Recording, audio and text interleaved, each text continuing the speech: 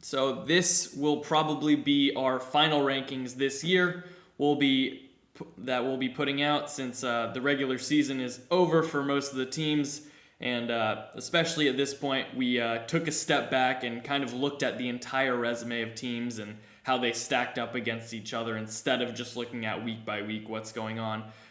But we definitely gave more weight to teams that have gotten hot recently, but still you need to take a step back and kind of see if the rankings really show how things are actually going on in the nation. So we'll go through our top 10 rankings and we'll elaborate on also our biggest movers in the top 25. The full rankings can be found on Twitter at BashBrosBall or later on in the YouTube video.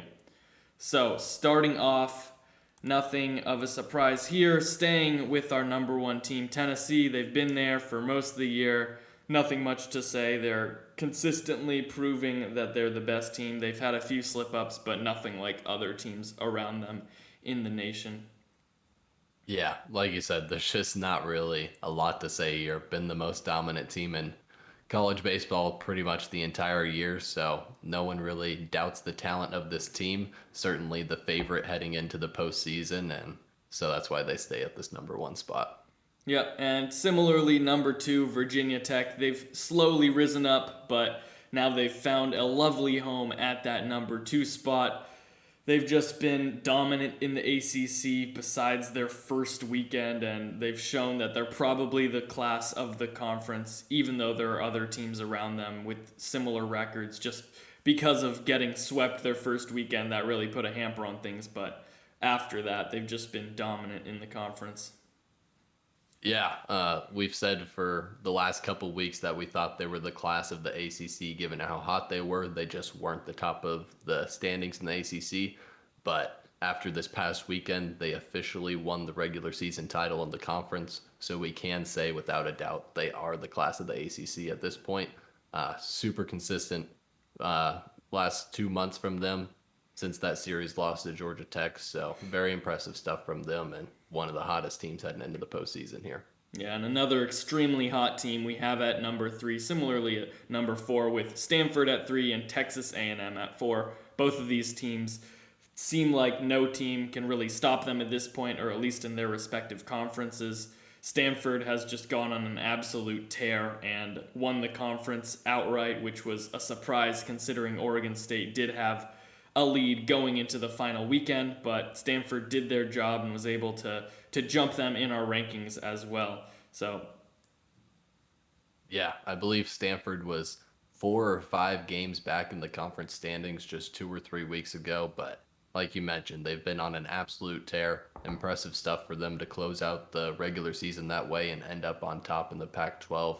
And then similar for Texas A&M, also have just been consistently winning series, and they end up on top in the SEC West. Impressive for them to be able to win that half of the conference there. yeah, they really had to get through a real grind to be able to track down other teams at the top of the conference, but they were able to just slowly but surely move their way up, and that's why we have them at the number four spot. At number five, we have Oregon State dropping two. We potentially could have dropped them farther, but it just seemed like there was a drop off in teams and a gap in that area. So Oregon State only drops two after losing their second straight weekend series. But overall, they've put together a really good run and seem to be one of the best teams in the Pac-12. So besides the past few weeks, if they can get going and their pitching staff can be as dominant as they've shown, they can be a team to definitely look out for. Yeah, it was certainly hard to round out the top 10 after these first 4 teams here, and only moving Oregon State down too was part of what Asher mentioned earlier as far as just looking at a team's overall resume, more so than what just happened this past week. Certainly not what you expect from Oregon State losing 2 weeks in a row to close out the regular season, but overall they did have an impressive year altogether, and we do believe they are one of the best teams in the country heading into the postseason still. Yeah, and similarly with our number six team with Miami, even though they ended on a high note this past weekend, they did have their struggles recently with some road series, but still overall they've put together a really good season and think that they are deserving of being around that number 6 spot. So that's where we stuck them, and they've been around the top 5, top 10 the entire season. So they've just been consistently there.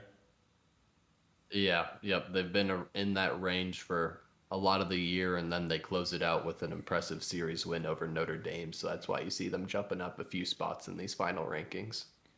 Yep. And then at number 7, one of our biggest movers this past week, Maryland, jumping up 8 spots. Again, looking at the overall resume, even though it might not be as impressive as of a conference as a lot of other these teams in the top 10, I mean, you still have to put a lot of weight on winning the conference outright and just doing it in a dominant fashion, essentially. So Maryland is definitely deserving to be a top 10 team and could probably be a top 8 national seed.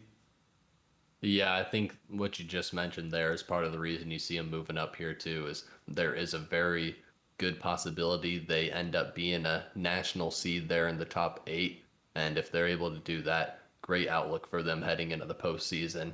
Like you mentioned, they're in a weaker conference, but they truly dominated their whole conference schedule, so that's why you see them up atop the rankings here. Yeah, and then at number 8, we have Gonzaga jumping up 1 spot.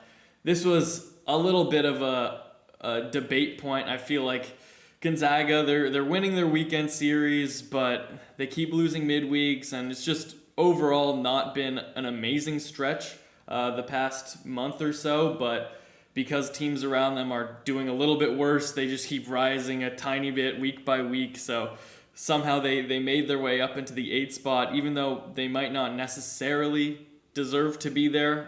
Just a lot of the other teams around that have been worse, so they've dropped back, and so Gonzaga just has somehow found their way in that spot. Yeah, Gonzaga certainly hasn't been super impressive as of late, like you mentioned. A lot of 2-2 weeks where they just win the weekend series, lose the midweek. But when you have teams ahead of them losing weekends, you just slowly climb up the pecking order, and that's why you see them up to 8 now. Like you mentioned, they might not actually be that high if we just randomly did the rankings now, but they have just slowly climbed as other teams slip up.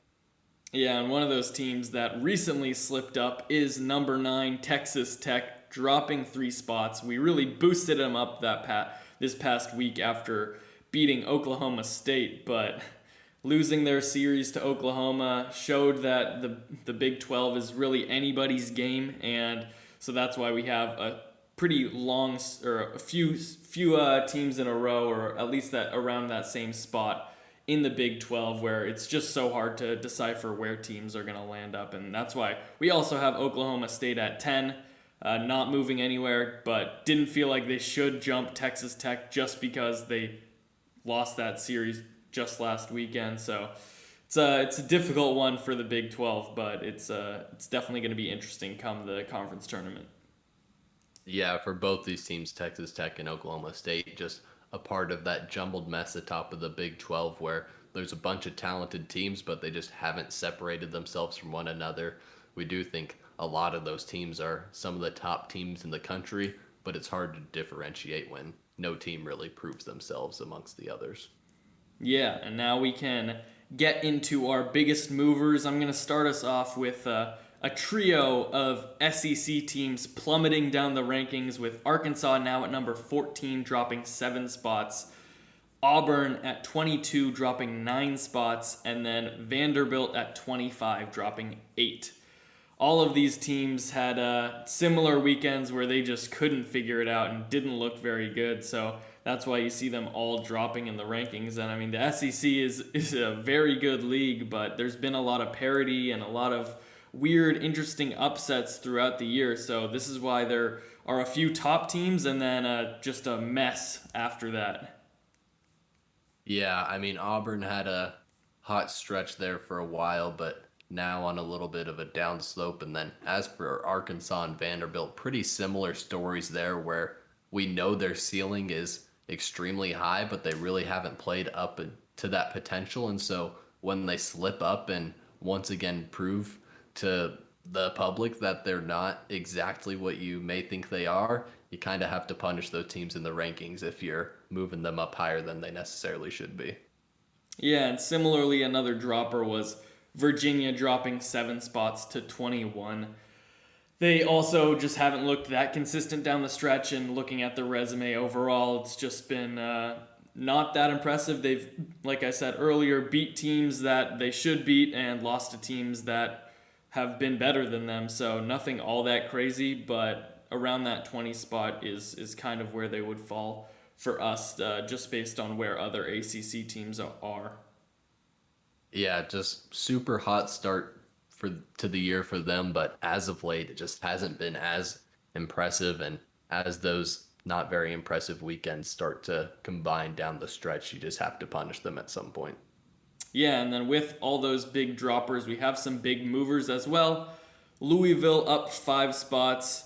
Even though they lost just last weekend, it was against Virginia Tech, and it was a very competitive series, so it really could have gone either way. And they showed that they're still a very good team and can get past a bad weekend, and came up in our rankings 5 spots to 11, just barely outside that top 10 looking in, but good place to be for them. Yeah, just impressive stuff from them down the stretch. Like you said, had that series lost to Virginia Tech, although it wasn't too disappointing given it was on the road and it was a close series. They look like they may be the second or third best team in the ACC, and that's nothing to be disappointed of there. Certainly a good accomplishment coming down the end of the regular season. Yeah, and then a few other teams that joined the rankings this week. At number 23, we have Oregon, and at number 24, we have TCU. TCU now won their conference outright, so we had to put them in. It would be a travesty if we had them outside the top 25, even though the Big 12 has just been so crazy. They have to be at least in the same realm as those other top teams in the conference. As for Oregon, they have turned things around. They had a pretty bad streak a few weeks ago, but after that, the pitching looks like it's a lot more consistent, and the hitters have really gotten going, and the team looks like definitely a dangerous team come conference tournament time. Yeah, as far as Oregon, we knew they had one of the most potent offenses in the country for most of this year, but we were really waiting for the pitching staff to get it together. And these last 2 weekends, they've certainly looked a lot better, walking a lot less batters, given less free passes altogether. Yeah, if they're able to stop giving up those free passes and not giving up such easy runs, they're certainly looking good moving into the postseason with how well the offense is hitting right now. And then for TCU, like you said, sitting atop the conference now, hard to have a conference winner in one of the best conferences in the country, not in the rankings. Yeah, definitely. And those spots opened up from Arizona dropping out at number 24 and Connecticut, who was 25, also dropping out. Obviously, Arizona just got swept by Oregon, which was a pretty easy replacement for us. I feel like just doing a little swap there. And then Connecticut, they were kind of struggling down the stretch. They did all right last week. They won their series, but they lost their midweek, and they were just in our rankings anyways. So having a terrible weekend is definitely going to put them out like we did. Yeah, for UConn, it's just one of those things where you have to put them in the top 25 given their overall resume. But once they slip up, it's time to move them out if you don't think they actually are one of the top 25 teams in the country. Definitely. Are there any other teams you want to highlight now? I think we are good. Thank you for watching and listening. If you enjoyed, we would really appreciate a like and subscribe for more weekly college baseball content.